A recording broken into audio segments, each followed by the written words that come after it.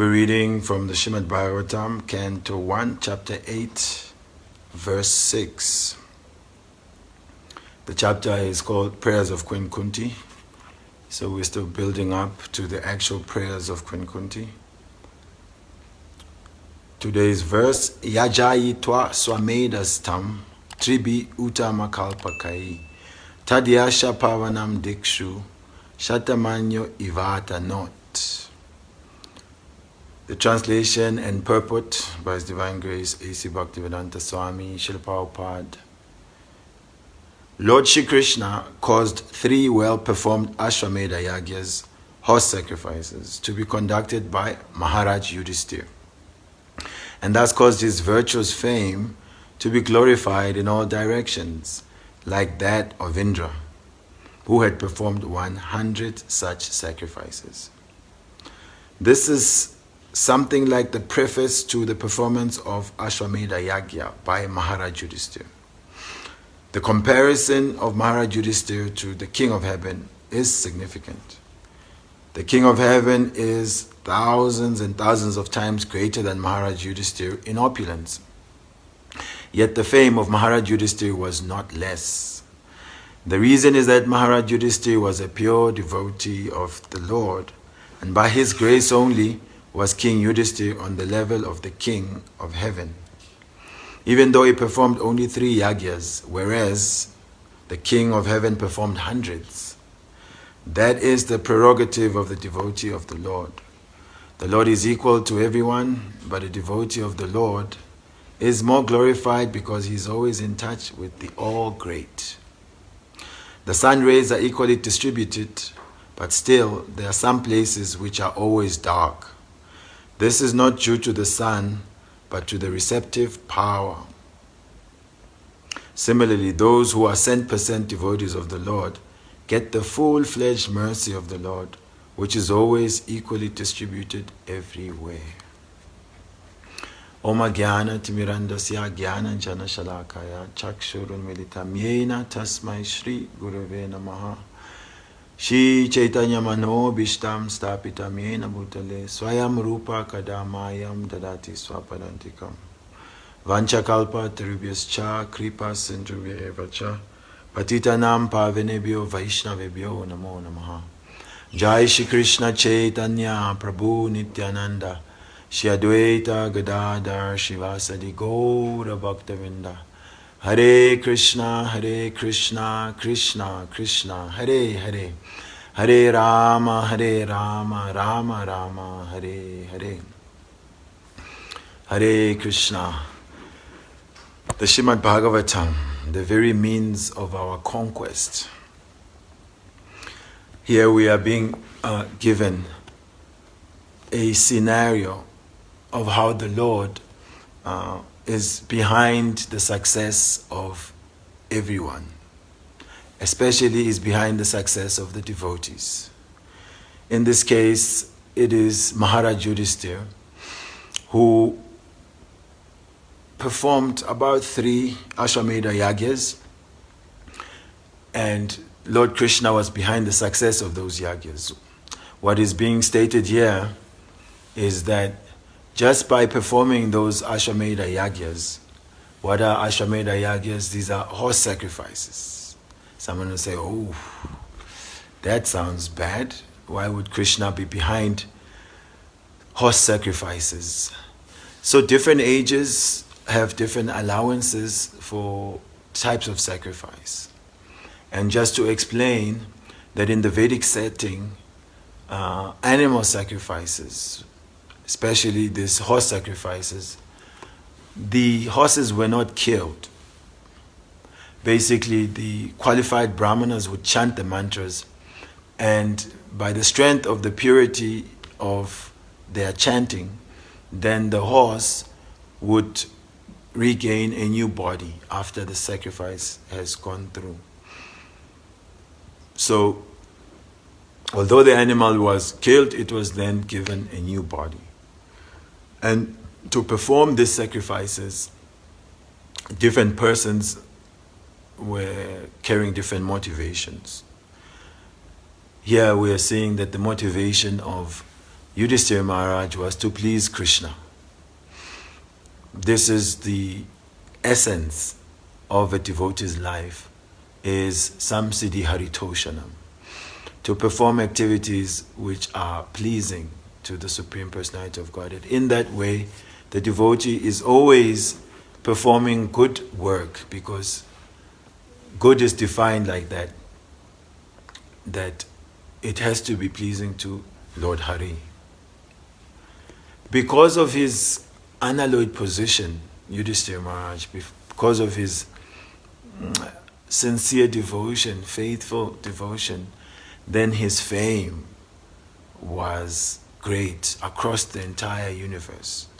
And in this verse, his fame is compared to that fame of Lord Indra.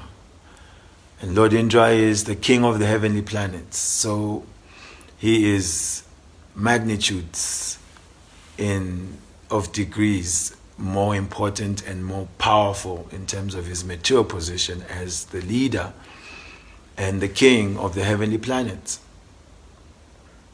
But we are getting to understand that the real actual fame, it follows the devotee, because the devotee is in touch with the Personality of Godhead, who is all famous. Ashwaryasya samagrasya viryasya yashasha shriya.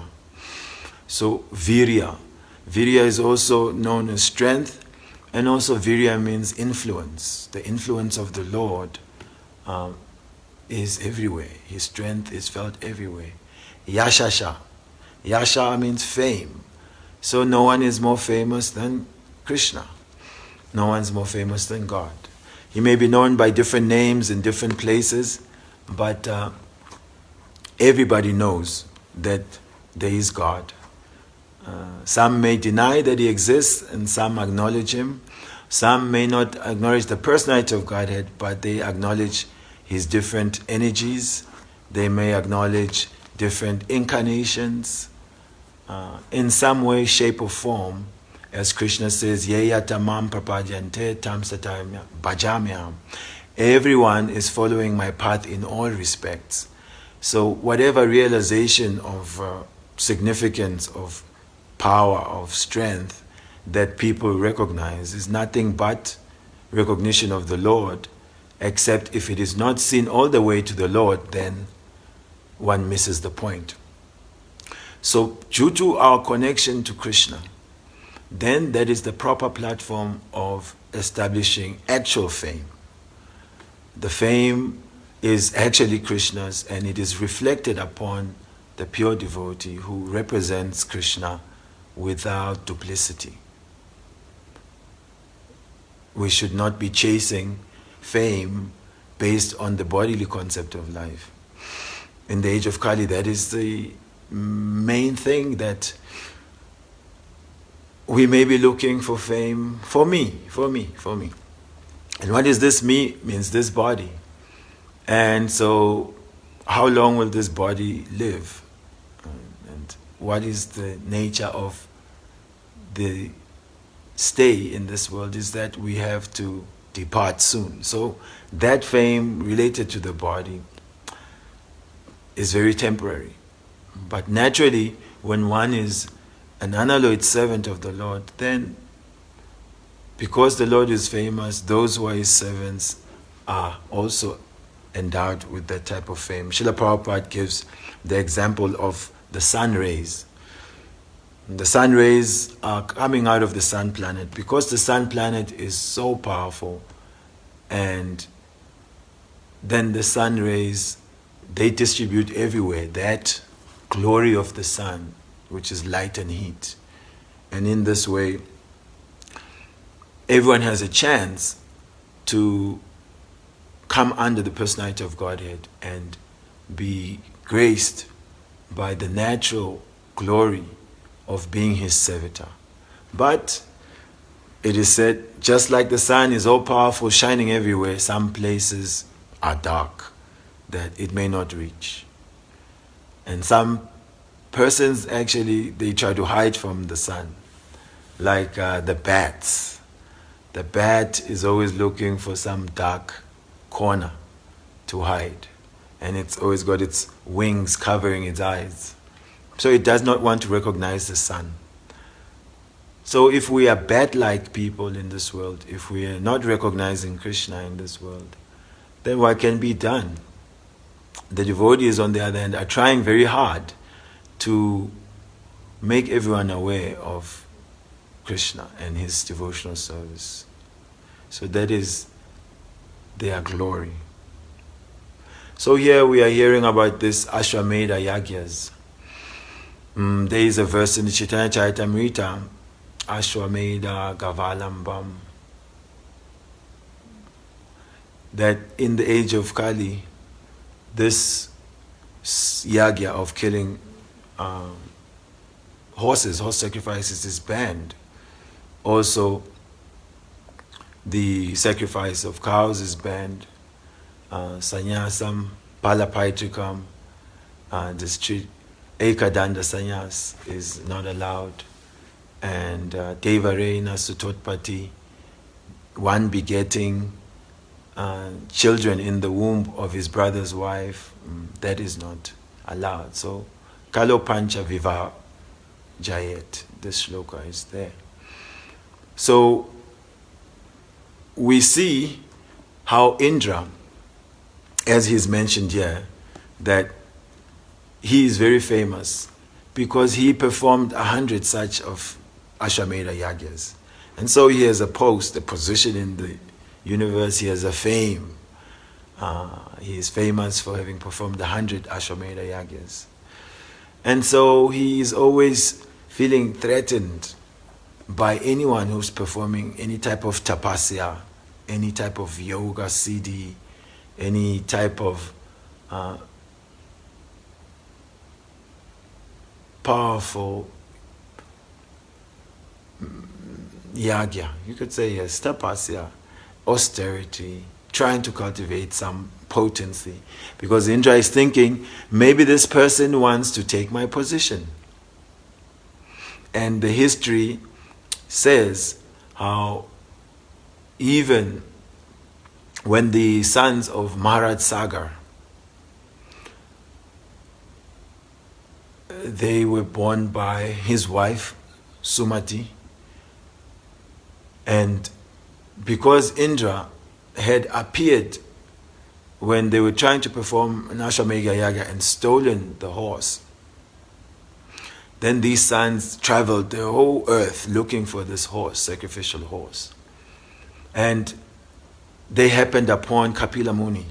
Kapila Muni was sitting in meditation, and when the sons of Sumati, because they were, roaring Kshatriyas, they saw the sage, they saw the horse, and then they concluded that, oh, this is the man that stole the horse. And immediately they said, attack him, kill him, kill him. So the sage, his meditation broke. Kapila Muni is the son of Devahuti. He is an incarnation of the personality of Godhead. Anyway, when these sons of Sumati, the sons of Sagar Maharaj, were with raised weapons trying to attack Kapila Muni, it is said that by the influence of Indra, they had become bewildered, that they couldn't recognize this exalted personality, and so were planning this heinous action of killing him. And then the fire within their own bodies immediately raised, and they were burnt to ashes. So within the body we understand that there is heat, therefore the body is warm. Sometimes the heat goes a little up and there's a fever. So their own bodies burst into flames. Some commentators say that because Kapila Muni opened his eyes and fire came from his eyes to burn the sons, but this is not approved by Sridhar Swami, the original commentator, because Kapila Muni is transcendental. He is not acting on the level of anger, and then that anger burning the sons of Sagar. So there, Lord Indra, feeling threatened by this sacrifice, came and stole the horse. Again, when King Prithu was trying to perform also 100 Ashwamedha Yagyas, then Indra again became very much perturbed. This King Prithu is going to take my name and fame. So there's a mood behind why we perform activities. What is our intention? Sometimes it is not spoken why we are taking great trouble and time to perform different activities. So that mood, that intention is actually the all in all which counts in terms of the result of what we do. At least in bhakti, it is almost like in the courts of law, someone may kill someone and there may be video footage of the person committing the act. But in the courts, when they go and try the case, it is not clear cut that, oh yes, you killed the person and therefore we sentence you for this many years. First, they must establish the intention. What was the intention behind it? What was the motivation? So sometimes it may be self-defense, and sometimes it may have been premeditated. The person planned it out. So according to the intention, according to the mood with which the activities have been performed, then it yields a result. So King Prithu was performing this Ashwamedha Yagya. He himself is Jiva Tattva, but it is said his Shakti Avesh avatar. Means he was also like Yudhisthira Maharaj, supernaturally empowered by the mercy of the Lord. That just sounds nice, to be supernaturally empowered by the mercy of the Lord. It is empowerment that allows us to become effective as servitors of Krishna. It is empowerment, mercy of the Lord and His devotees that allows us to somehow or the other please the personality of Godhead. It is said that one who has developed implicit faith in the Guru and in the personality of Godhead, then all the imports of Vedic literature are revealed to that person. Yasya deve parabhakti yata deve tata guru tasya tehi katita prakashante mahatmanaha. So how do we gain that implicit faith? It is a product of the mercy of the devotees. We associate with those who carry Guru, Shraddha, who have Shraddha in Guru, Shraddha in Krishna, then it rubs off on us. And then that is their grace upon us that we then become empowered to understand how to execute the mission of life. So the mood of our sacrifices, our actions, is all in all important. Sometimes you may want to give someone a gift, but if they understand that the gift is a bribe, you want something, therefore you are offering something in return. So you are in business. This is not out of affection, it is out of a type of deception where, I give you something, but actually, I want something for me. So it is coming from a place of selfish desires. I want something from you, therefore I engage in a type of business where the means of trade is a seeming type of affection. I'm giving a gift. And it is known by business people, right? That to get more business, you have to take potential business partner out to some restaurant, to some hotel, send them on a holiday, give them gifts, flatter them, and once they are impressed with how much you can flatter them, entertain them, then they feel I can do business with this person. Bhakti, it is a transcendental business because it is transacted purely when it is unmotivated. Ahaituki, without some calculation for karma or gyan, some fruitive result, some mystic power coming from speculative knowledge. So we are seeing the difference. Yudhisthira Maharaj is coming from a place of devotion purely to please Krishna. Prithu Maharaj was coming also from a place of devotion to please the Supreme Personality of Godhead, Vishnu. Indra, on the other hand, seems to be affected by the modes of material nature.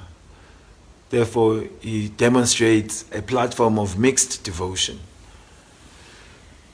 And in this case, what Lord Indra did with King Prithu is that he dressed himself up like a mendicant. He wore some saffron robes and like a sannyasi, and undetected came and stole the horse.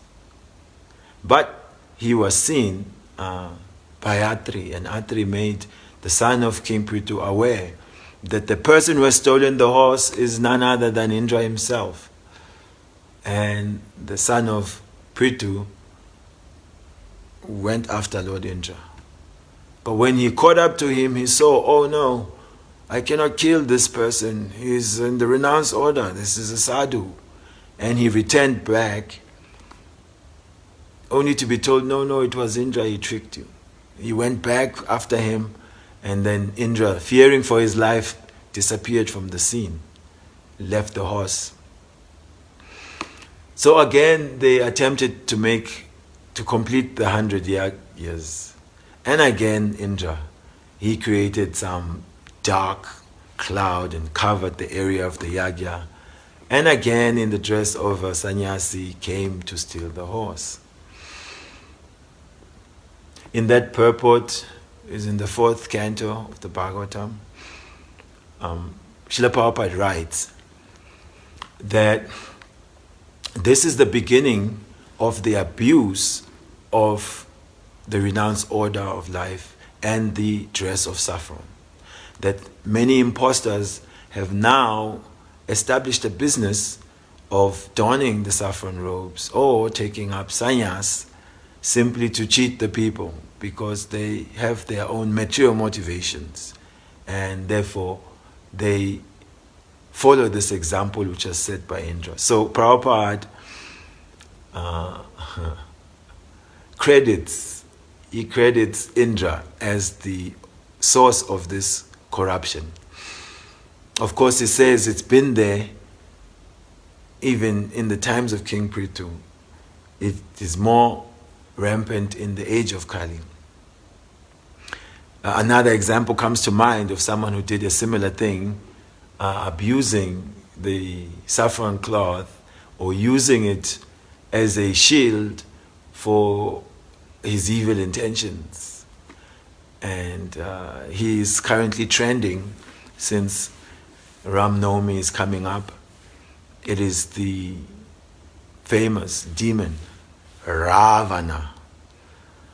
Ravana also donned some saffron and looked like a sannyasi so that he could be able to approach where Sita was, and using the position of a saintly person which Sita would honor, he tried to trick her and eventually kidnapped her.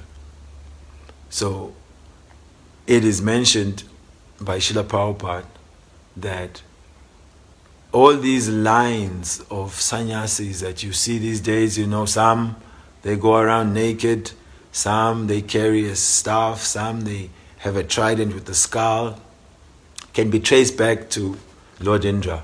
Because on his second attempt of stealing the horse, yes, he had this trident with the skull on its head, on the top of the trident. But he was simply what is known as a wolf in sheep's clothing, in sheep's skin. So we should consider these things as to our motivations in executing Krishna consciousness, we should take stock and try to approach the service with sincerity, simply desiring to please Lord Krishna. That is why the devotion of the residents of Vrindavan, especially the gopis of Vrindavan, is so glorified, because they have no other consideration, no other expectation other than the pleasure of Krishna.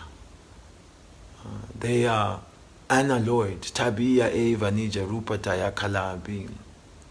Because essentially, their very essence, existence, is as the expansions of the glorious quality of Srimati Radharani, the Empress of Devotion.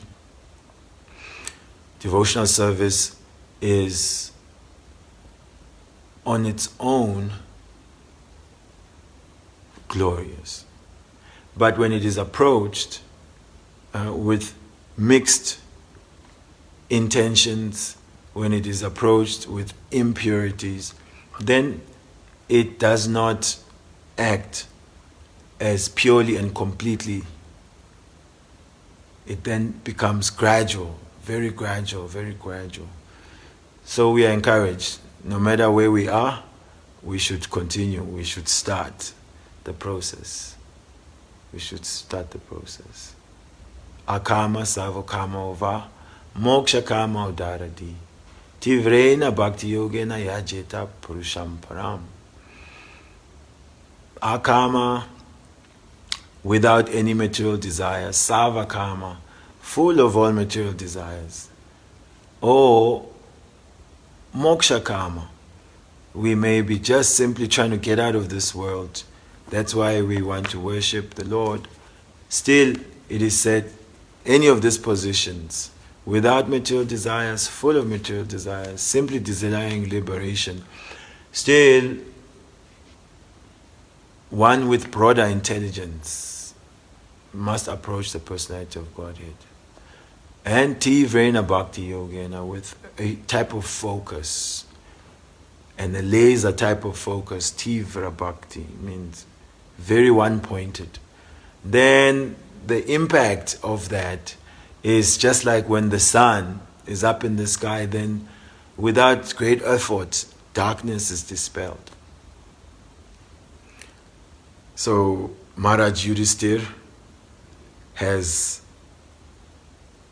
Prabhupada says here, will be performing this Ashwamedha Yagyas, so this is like a preface to him performing some Yagyas, and we are seeing that his purity of intention, his Vaishnav Adhikar, made him very, very famous across the entire universe, and a fame which was compared almost to that of the king of Indra, of heaven, Indra.